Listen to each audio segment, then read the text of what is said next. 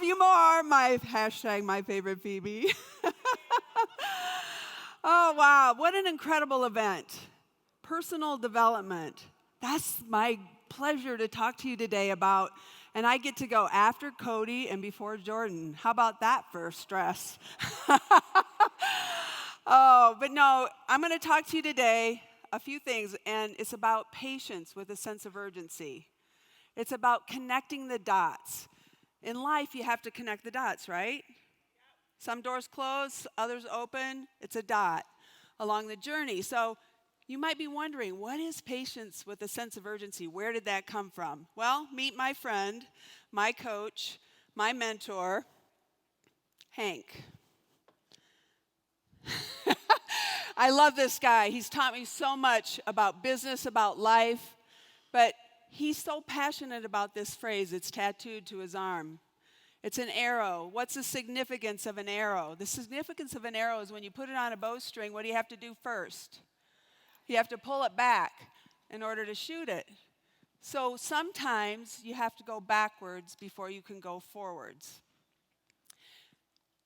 Patience with a sense of urgency. Who's read the story of the tortoise and the hare? Who won the race? Why? Because it was consistent. Where you are today is a dot on the map, right?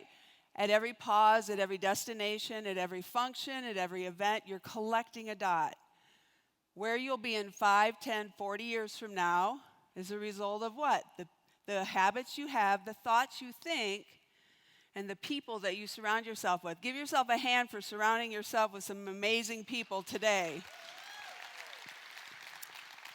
Your thoughts, your beliefs, and your habits they form who you become. Cody just talked about that, right? Personal development. Your journey, it has twists and turns. Is life easy all the time? No. But I guarantee you adventure awaits you. So finding out who you are and giving the best version of yourself away to your family, to your friends, to the world makes a tremendous difference. You're here today to grow. You're here today to collect a dot in your journey. I'm here today to inspire you to stay consistent, keep a positive attitude. One day in the future, you'll be living the life that you dream about. Can you collect the dots looking forward, connect them? No, you have to look back. You have to look back. So mine is a journey of patience with a sense of urgency. I was given a vision at the age of 18. Cody talked about faith. I'm going to share a journey with you. I'm going to share my journey with you. If I close my eyes today, I can still picture that moment 41 years ago when I had this. Each piece is a dot. It's a puzzle piece. You notice on the screen the ego puzzle. Each piece along the journey is a dot to get where you want to go. This is where Steve and I are headed. Looking back brings clarity. Here I am, 18 years old, graduated from high school. 78 was a big year for me. I turned 18 on April 4th. I got married on April 15th. I graduated from high school in June, and I had a baby in October. It was a really big year for me. And for Steve too, babe. You were part of that. So the defining moment I had was in August of 1978. Steve and I were in a business. We were young entrepreneurs. We were dreamers. And we thought we had it going on, right? We went to an event in Toledo, Ohio, and we watched as speakers graced the stage, sharing success stories, how business changed lives. We were young. There we are, 18 and 20 years old, dreamers, entrepreneurs. We thought we had it going on in business. And then we stayed overnight and we attended a church service. And here's what I can recall about that church service. I remember standing. Cody just talked about faith. I remember standing at this church service, and I had one arm raised in worship, and the other was resting on my 8-month pregnant belly. And I said, God, what is my purpose? And that still small voice spoke in my ear. And it said this: "You will be on the stages of the world. You will inspire many." Now, I closed my eyes, young entrepreneur, and I pictured what that looked like. I thought for sure we were going to skyrocket to the top of our business. I'd be speaking, we'd be rich. Doesn't every 18 and 20-year-old want to be rich? Well, the reality was church was over. I'm 18. I just barely graduated from high school. I was pregnant, and I would wonder over time, was that really a voice, or was that just a figment of my imagination? You've ever had those thoughts? So, here we are. There's Steve and I with our 3 beautiful children. Gabe came October 1st, 1978. 17 months later came his little sister, Andrea. Today, Andrea's husband of 14 years, and their daughter, my first granddaughter, McKenna Lopez, is here in the audience today. And there's baby Jordan. Jordan came along October 6, 1981. I was 21 years old. I had 3 children. Most of my friends were just graduating from college, and I was well into parenthood. And I scored myself a B+ in the school of life. Because after all, I was 21 years old.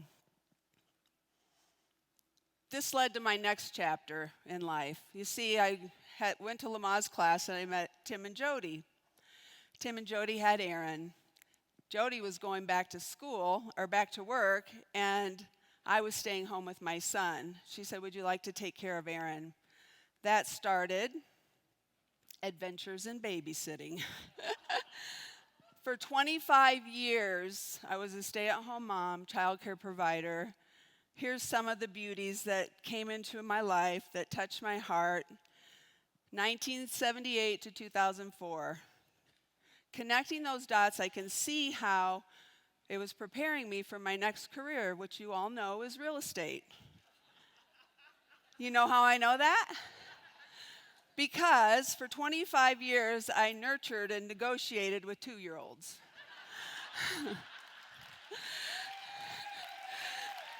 It taught me a skill, and that skill was patience. They had urgency, I had patience. I learned to build strong relationships with the parents because what do? They came in and out of my life. And I rarely had a vacancy in my daycare business because those families would refer families that would refer families. Finally, in 2002, that beauty that's sitting right there was born, and it changed my world. She was my heart. I didn't want to take care of everybody else's babies. I wanted to take care of mine. But I didn't want to have to be the disciplinarian. So I chose a new career. I became a cleaning lady. Okay, after 4 months, I realized that was not a long-term commitment. So, and by the way, this is the value of relationships. How many of you clean your own house? How many of you have someone clean it for you? My little Emily commented on a post that Nico made, my son-in-law, and she said, "Gail, we're cheering you on from Kalamazoo." That's my cleaning lady. So, Steve encouraged me to get my real estate license. 2003, December. That's a picture of me sitting in front of the computer getting ready to take my class. But let me take you on this. I was nervous and scared. It'd been 26 years since I'd barely graduated from high school, and quite honestly, I didn't think I would remember if I could learn how to do math.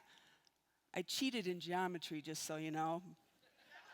I had a really good partner. So, I got my real estate license. 40 hours, took the class, studied all weekend, took the test on Monday. 72 hours, I went from retired child care provider and cleaning lady to licensed to sell homes in the state of Michigan. And guess what? I didn't know how to do it. So what did I have to do? I had to involve myself in education. So over the next 3 years, I dedicated to learning as much as I could about the real estate business. I got my ABR, my CRS, my GRI, my ePro, And I was featured on the back of the magazine 3 years in a row for education through our association. And I'm glad I did it back then because guess what? They don't make a Homes magazine anymore. Everything's on the internet. Then I had 3 years. I had enough transactions under my belt to sit for my broker license. You can't see my face because I guarantee you if you did, I'd be like this. Sitting for that test was nerve-wracking. But I did it. And when I walked out, I got the paper that said, congratulations. It would be 6 years before I put that into practice, opening up Network Team Homes Realty with Steve and operating our own brokerage. Patience with a sense of urgency. It'd be so 5 years in a row I was nominated for Realtor of the Year. 5 years in a row, I'd fill out the application, I would go in, I'd turn it in, and every September I'd get a letter, and it said, "Dear Gail, thank you. It's a real honor and privilege to be nominated by your peers. Thank you for the contribution you make to our association and our community. Try again next year." It was September 2016. I'd filled out the application. I got it back. Went to the mailbox and I got the letter, and I thought for sure, here we go again. And when I opened it, it said, "Dear Gail, congratulations. We are proud to call on you to be the Realtor of the Year for the Greater Kalamazoo Association 2017. That Realtor of the Year pen is precious.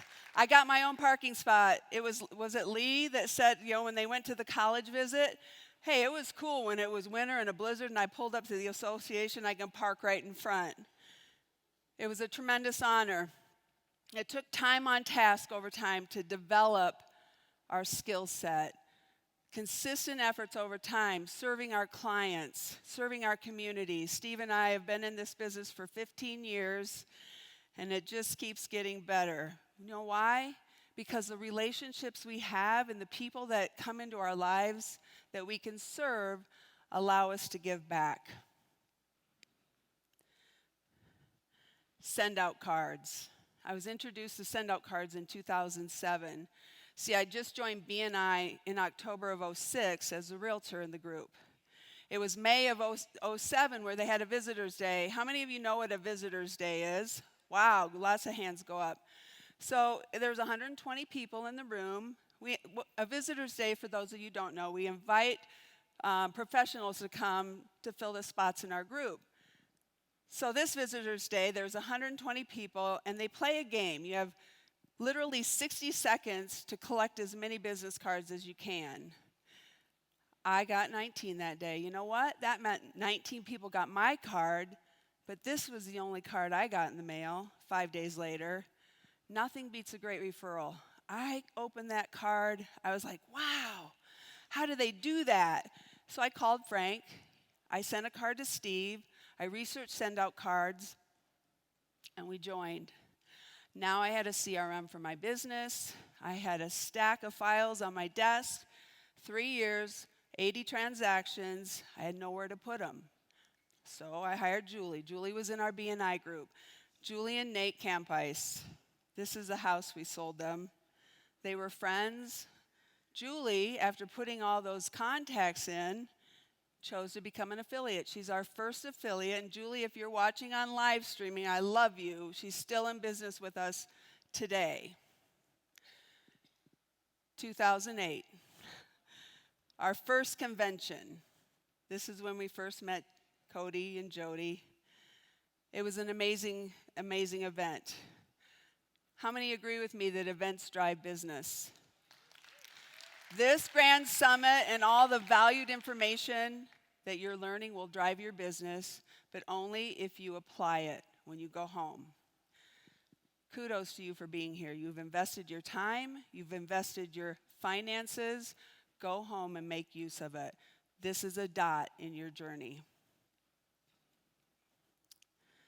Defining moment, 2010.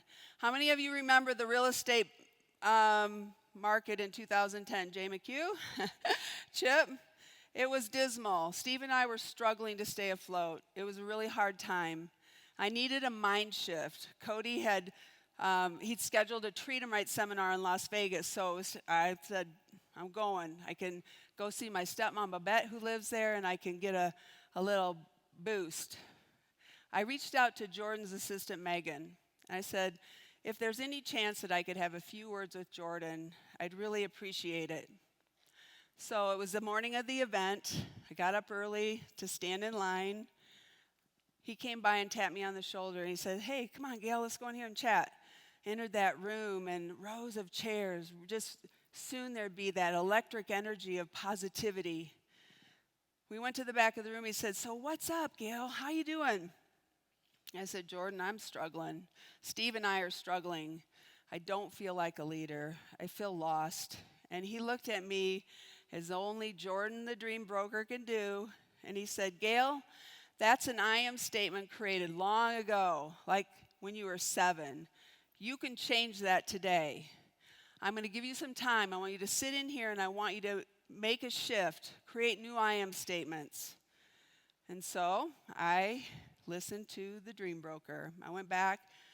Okay, at this time now I've got tears falling down my face because Jordan had just interacted with me and told me who I was. Now it was up to me to write that story. So I wrote this. Here's the actual what I wrote. I had him sign it. It's his autograph. But this is in 2010. I choose right now at 8:20 a.m. Pacific time to refute that thought and promise myself to never repeat it or write it ever. I am a dreamer of dreams. I am a natural-born leader. People are drawn to my smile and my heart. My heart is genuine, kind, and sincere. I give my love to others every day. My mind is aligned with success. So I stood up. I had 30 minutes before the event, and who knows that I did not go down and save my seat on the front row. I walked out, I treated myself to a cup of coffee, and I just thought about what just happened. Have you ever had one of those things where it just happens? So now, Cody's training, and he does a drill down. There's a part in the seminar, it's like your why, and then why is that important? Why is that important? Down to the why that makes you cry. And so he talked about these 2 tall buildings. And so I want you to picture, this is what Cody said. Picture 2 tall buildings, 30-story buildings. About 25 floors up, there's a plank that goes from one building to another. How many of you would walk that plank for $1 million? Anybody here? Well, dozens of hands went up that day. And then he said, okay, it's getting a little breezy. You know, there's a little light mist. How many of you still walk that plank for $1 million? There's a few hands. And then he went on. He says, okay, it's raining. It's frozen. There's a sheet of ice on this board. It's a little wobbly from the wind. How many of you are going to walk that plank for $1 million? Nobody. And then he said this. He said, what if I told you there was a 7-year-old little girl over there that needed to be rescued? In the morning, Jordan said, Gail, that's an I am statement created sometime when you were 7. Why would Cody pick 7 that afternoon? It was for me. This was my defining moment. That 7-year-old little girl was rescued. In the morning, her mind. In the afternoon, it was her heart. And she walked out of that room, and she knew that she would be a leader no matter what in anything she tried to do. And she is doing it.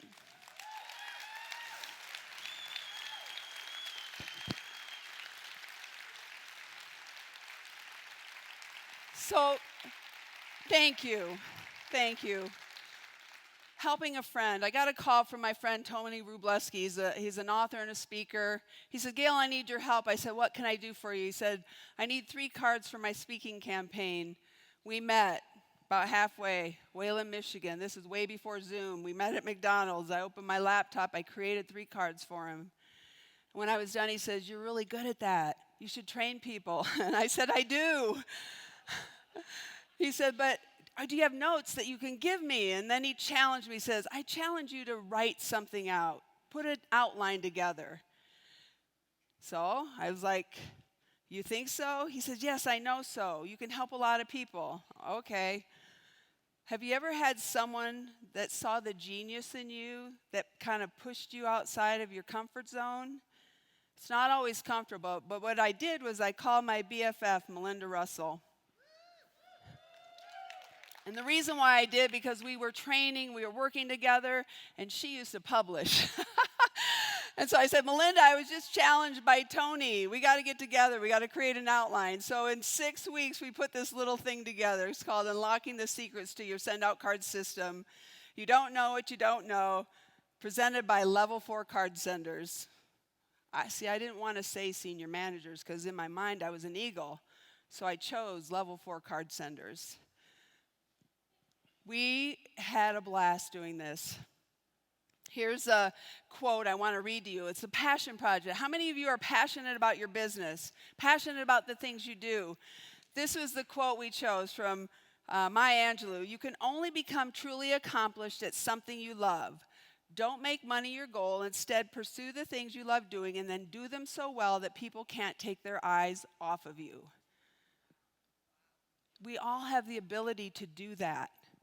Do it well. People they'll be drawn to you.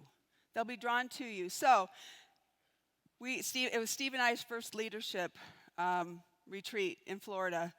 I was nervous. I didn't know Cody and Jody very well at the time. And we went and I showed some of the leaders the booklet, and they said, hey, that's pretty good. And then I saw Whitney, and I said, Whitney, would you please give this to Cody when you get back to corporate? And that was it. A few weeks later, guess what?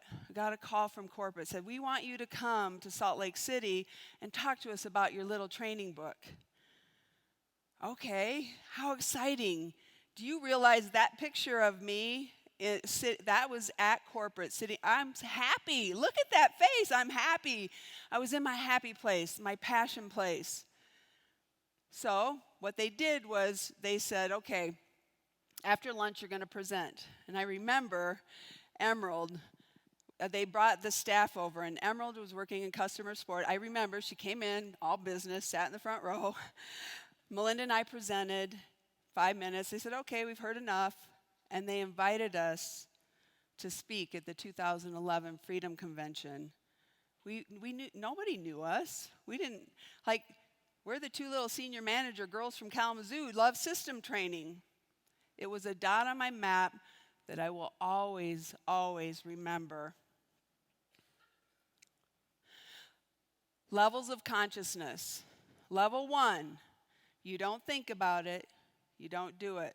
Level 2, conscious incompetence. I was wondering if I was going to say this, but I think we have a lot of incompetent people in the room today.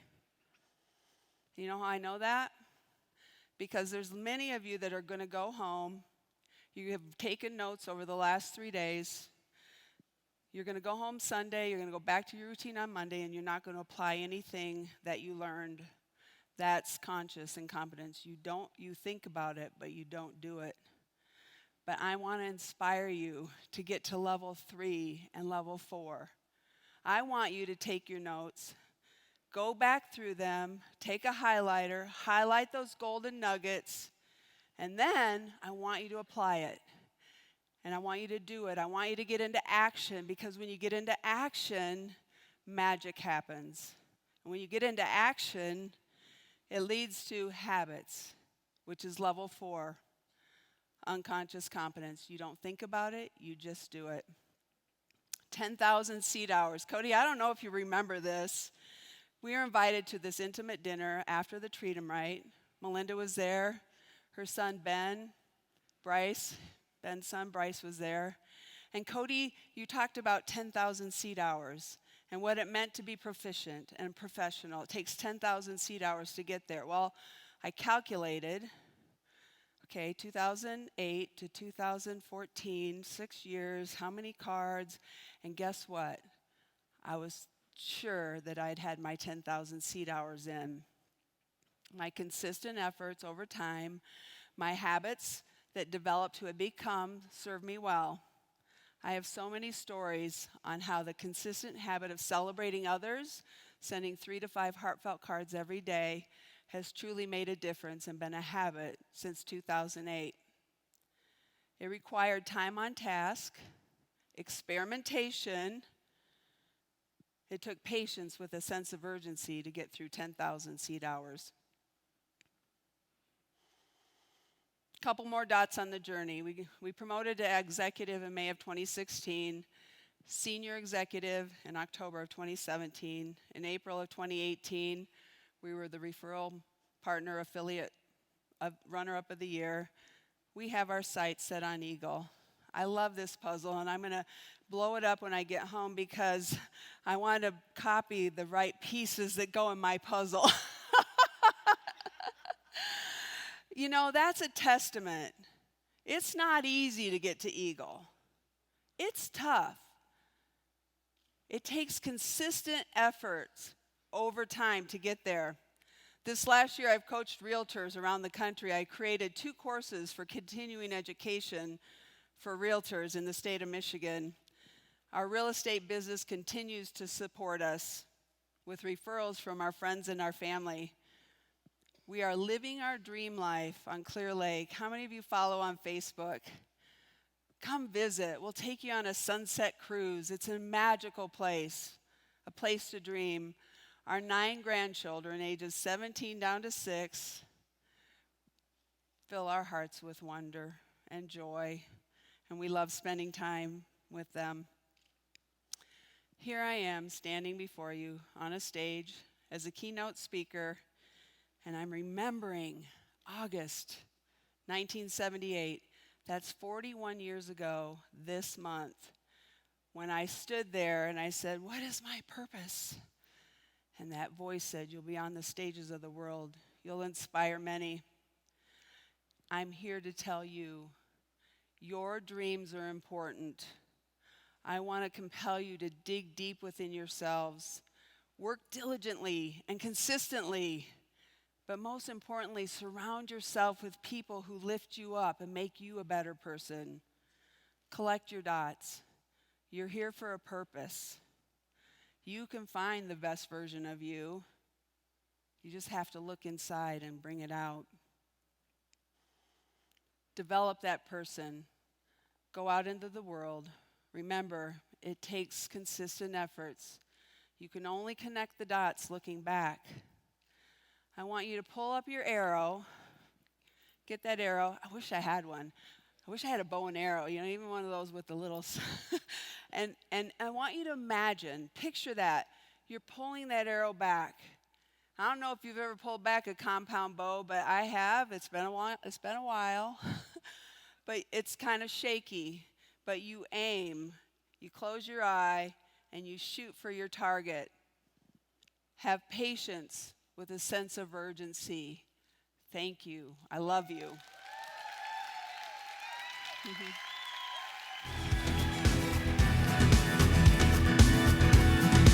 Love you.